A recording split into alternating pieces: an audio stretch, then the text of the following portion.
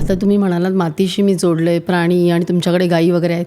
तर आता आपल्याला माहिती आहे गोबर म्हणा, गोमूत्र म्हणा, ह्याला केवढं तरी औषधी महत्त्व आहे. तर त्यासाठी काही वेगळं आयुष करतंय का? नाही, हे बरोबर आहे की आज आपण पाहतो की गोमूत्र असेल, त्यांचं ज्याला आपण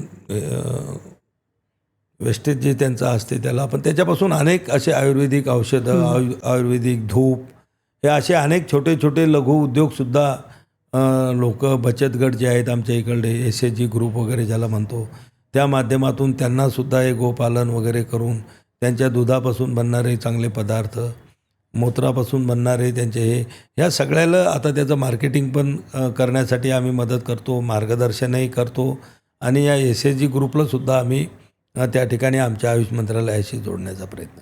सर, तुमचा राजकीय प्रवास मला लिहून घ्यायला लागला. 3 वेळा आमदार, 4 वेळा खासदार आणि आता तुम्ही कॅबिनेट मिनिस्टर आहात.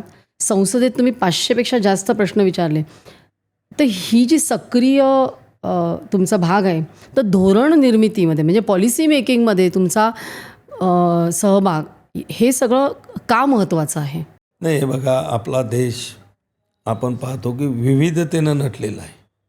आपल्या इकडं भौगोलिक स्थित्या वेगवेगळ्या ठिकाणी वेगवेगळ्या आहेत आणि म्हणूनच या ठिकाणी आपल्या लोकशाहीमध्ये प्रत्येक भागातून जे काही लोकप्रतिनिधी निवडून जात असतात त्यांनी तिथं, आता मला पूर्ण देशाचा जरी तेवढा डिटेल अभ्यास नसला तरी महाराष्ट्राचा म्हणा, विशेष करून मराठवाडा, विदर्भ या भागाचा त्यात मी रहिवासी असल्यामुळं इथल्या लोकांचे प्रश्न काय आणि लोकप्रतिनिधीचं कामच असतं की तो जनतेचा प्रतिनिधी म्हणून तिथे बसलेला असतो.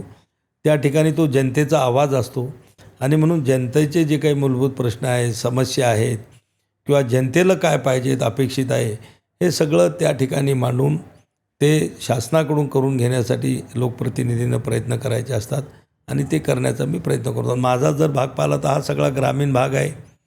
म्हणजे इथं जर पाहिलं तर 90%पेक्षा जास्त लोक शेतकरी, शेतमजूर, इकडे काही मोठी इंडस्ट्रीज वगैरे नाहीत किंवा काही मोठं संस्था नाहीत आणि म्हणून या शेतकऱ्यासाठीच जास्त काम करण्याची संधी असते आणि त्यांचेच जास्त प्रश्न आमच्याकडे आलेले असतात. आता एवढं सगळं तुम्ही करत आहात आणि प्रचंड हिरिरीने, तर एवढ्या सगळ्या जबाबदाऱ्यांमध्ये तुमचं आरोग्य तुम्ही कसं राखता? नाही, हे बघा, मी रोज तसा योगा करण्याचा प्रयत्न करतो. कारण खूप कठीण आहे. तुम्ही म्हणालात की इथे मला रोज 700-750 लोक भेटायला येतात दिवसाला. नाही, पण तरी पण कसे असले तरी एक अर्धा तास, पाऊण तास, 1 तास योगा करायचा प्रयत्न करतो मी. पण बऱ्याचदा केल्या जात नाही. बऱ्याचदा काय होते की बाहेर आमचे टूर असतात, कधी रात्री 1 वाजता घरी येतो, 2 वाजता येतो, कधी सकाळी 6 वाजता उठून प्रवासाला लागावं लागतं. तर बऱ्याचदा होतही नाही. पण ज्यावेळेस संधी मिळते किंवा वेळ मिळतो त्यावेळेस योगा करतो आणि सगळ्यात महत्त्वाचं म्हणजे माझं म्हणजे झोपण्यावर वगैरे तरी आमचं कंट्रोल नसतं कधी येणार, पण खानपानावर माझं. मला विचारायचं होतं की तुम्ही काय खाता? मंत्रीजी काय खातात? आयुषचे मंत्रीजी काय खातात? तर त्या खानपानावर माझं खूप बारीक लक्ष राहते. म्हणजे कोणाला पटणार नाही, मी 99% तरी मी हॉटेलिंगचं जेवण टाळतो. म्हणजे आजही तुम्ही पाहिला असेल तर मी घरातून निघालो सकाळी तर दुपारचा टिफिन माझ्या गाडीमध्ये. काय असतं टिफिनमध्ये? टिफिनमध्ये काही नाही, 2 सुक्या भाज्या असतात, पातळ भाजी तर ठेवू शकत नाही, चटणी असते, लोणचं असते, चपाती असते, पापड वगैरे, बस. म्हणजे घरगुती घरात. मी दिल्लीला जरी असलो, अनेकदा 5 स्टार हॉटेलमध्ये आमच्या मीटिंग वगैरे असतात, जेवणं असतात, मी सूपपेक्षा तिथं जास्त काहीच घेत नाही. फक्त सूप? मग ते कंपनी द्यावं लागते की नाही तर मग मी काहीच घेत नाही, चालले निघून, असं बरं वाटत नाही. मग काहीतरी कंपनी म्हणून थोडं सूप घ्यायचं, जेवतो घरीच. मग अगदी रात्री मला घरी यायला 11 वाजो, 12 वाजो, 1 वाजो, मी दिल्लीचंही असलो तर मी घरचंच जेवण करणार. इथेही असलो तरी मी कुठं लोक कार्यकर्त्याला हॉटेलवर जेवायला बसून देतो, आम्ही घरी येऊन जेवतो. म्हणजे मोदीजी म्हणतात ना की सगळ्यात पौष्टिक आणि सात्विक म्हणजे खिचडी.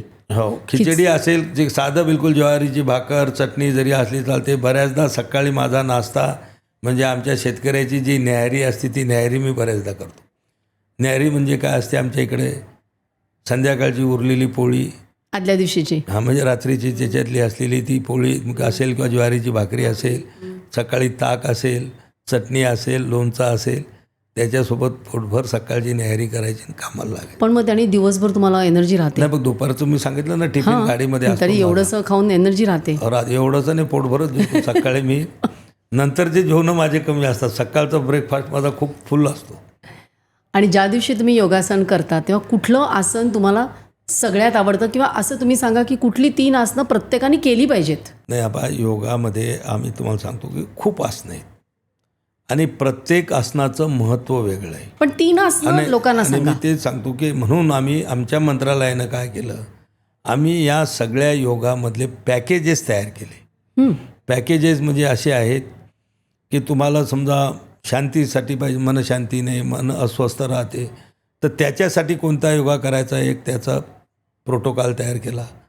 कोणाला कॅन्सर आहे त्याने कोणते करायचे, कोणाला हार्टचा त्रास आहे त्यांनी कोणतं योग आसनं करायचे, कोणाला किडनीचा त्रास असेल, कोणाला BP असेल त्यांनी कोणते आसनं करायचे, शुगर असेल डायबिटीज त्यांनी कोणते आसनं करायचे. इव्हन आमच्या वयोवृद्ध लोकांसाठी सुद्धा आम्ही पॅकेज केलं की त्यांनी कोणते आसनं केले पाहिजेत. लहान मुलांसाठी सुद्धा आम्ही आसनाचं पॅकेज केलेलं आहे. अगदी महिलांसाठी सुद्धा आहेत. अगदी आमच्या गरोदर माता असतील तर त्यासुद्धा कोणते आसनं करू शकतात. आणि त्याहीपेक्षा आमचं सगळ्यात लोकप्रिय जे आहे ते आमचं वाय ब्रेक, की जे म्हणजे कॉर्पोरेट किंवा ज्यामधले जे अधिकारी कर्मचारी दिवसभर खुर्चीवर बसलेले असतात, दुपारचा जो त्यांचा लंच ब्रेक असतो त्याच्यासाठी सुद्धा एक आम्ही 5-7 मिनटाचं एक पॅकेज केलेलं आहे की तो बसून बसून थकलेला असतो, शरीर जड पडलेलं असते, तर खुर्चीवर बसल्या बसल्यासुद्धा कोणते आसनं करायचे त्या चेअरवरच, त्याला काही मॅट वगैरे टाकून करायची गरज नाही. महिला असेल पुरुष असेल हे 5 मिनटात ते सगळं श्रमपरिहार करू शकतात. आणि आताही काल परवा आम्ही विमानामध्ये जे लाँग प्रवास असतात, आता कंट्रीमध्ये 8-8, 10-10, 15 तासाचे, तर सगळं लोक जखडून गेलेले असतात. मग त्यांच्यासाठी सुद्धा एक पॅकेज आम्ही त्या विमान प्रवासासाठी योगा प्रवासात शरीरात थकल्यानंतर करायचा योगा जो असतो ते सुद्धा आम्ही आता लॉन्च केलं. मागच्या 13 आपल्या 100 दिवसाला जो आमचा काउंटडाऊनचा पहिला प्रोग्राम होता त्याच्यामध्ये लॉन्च केले. म्हणजे योगा हा तुम्ही जे म्हणले 2-3 आसनं कोणते नाही, सगळे आसनं, पण प्रत्येकासाठी वेगवेगळं महत्त्व आहे. ही क्लिप जर तुम्हाला आवडली असेल तर संपूर्ण पॉडकास्ट बघण्यासाठी सर्व काहीच्या पॉडकास्ट चॅनलला जरूर भेट द्या. आणि हो, सर्व काहीच्या क्लिप्स चॅनलला सबस्क्राईब करायला विसरू नका.